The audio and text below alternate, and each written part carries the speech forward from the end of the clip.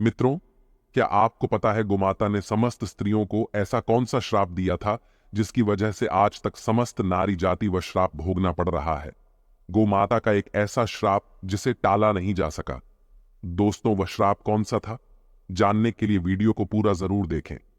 नमस्कार दोस्तों। दोस्तों, सच्ची श्रद्धा से कमेंट में जरूर लिखें, जय श्री राम, जय हनुमान। चलिए दोस्तों, वीडियो में आगे बढ़ते हैं और जानते हैं कि गोमाता ने समस्त स्त्रियों को ऐसा कौन सा श्राप दिया था।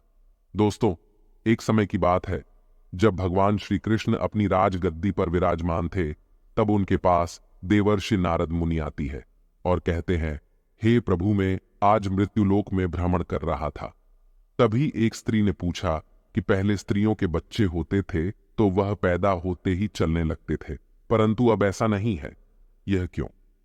प्रभु, मुझे इस प्रश्न का उत्तर याद नहीं था, इसलिए मैं आपके पास आई। कृपया मुझे इस प्रश्न का उत्तर बताएं। श्री कृष्ण कहते हैं, हे देवर्षि, तुम्हारा यह प्रश्न समस्त स्त्री जाति के लिए अत्यंत महत्वपूर्ण है।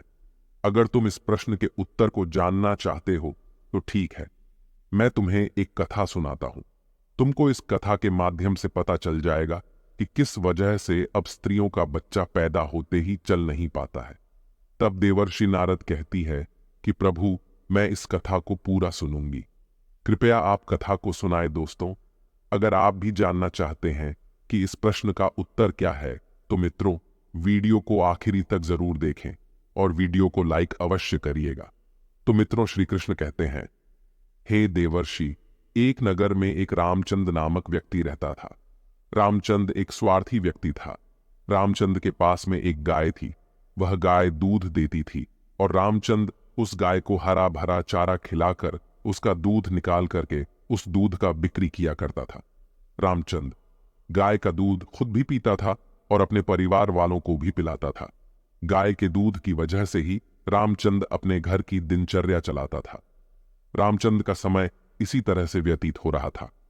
कुछ दिनों के बाद एक समय ऐसा आया कि जब रामचंद को गाय ने दूध देना बंद कर दिया। जैसे ही गाय ने दूध देना बंद कर दिया तो इधर रामचंद ने उस गाय को चारा डालना बंद कर दिया। और एक दिन ऐसा आ गया कि उस दिन रामचंद ने गाय को बहुत मारा पीटा और उसने उस गाय को घर से ले जाकर जंगल में छोड़ दिया। अब वह गाय बेचारी अकेली पड़ गई।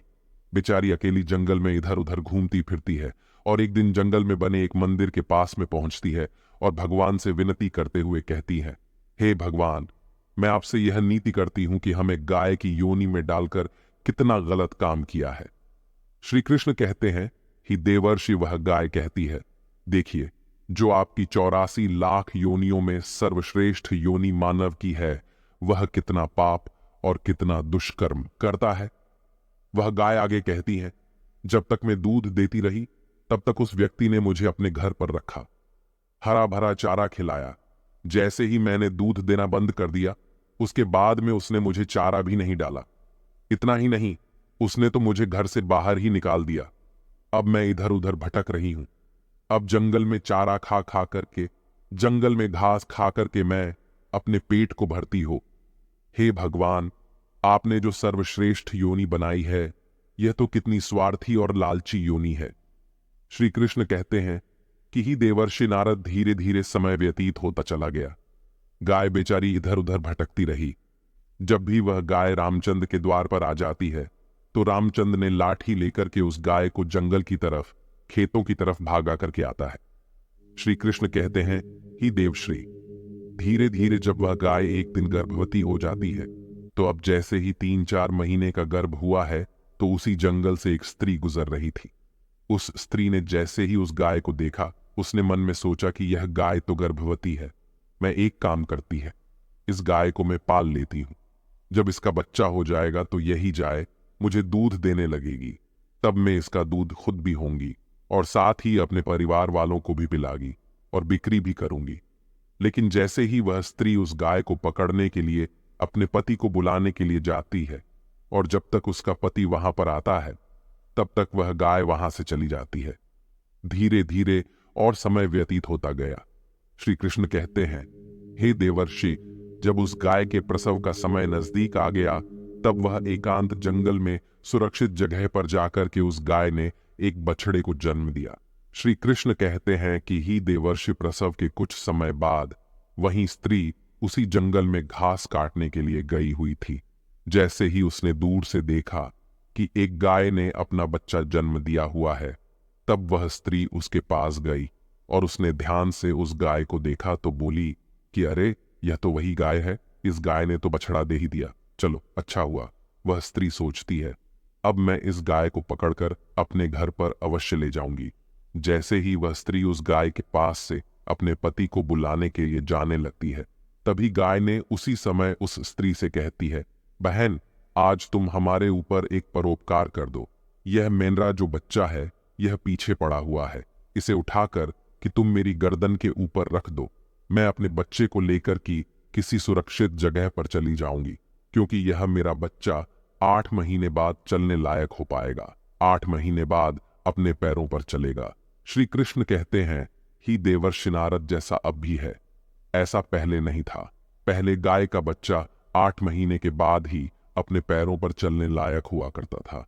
श्री कृष्ण कहते हैं, हे देवर्षि, लेकिन जैसे ही उस स्त्री ने गाय की बात सुनी तो बहुत बहुत जोर जोर से हंसने लगी और कहने लगी, तुम्हारा बच्चा इतना गंदा है, इतनी गंदगी में पड़ा है, मैं तुम्हारे बच्चे को उठा करके तुम्हारे कंधे पर क्यों रखूं? मैं तुम्हारे ऊपर यह परोपकार क्यों करूं?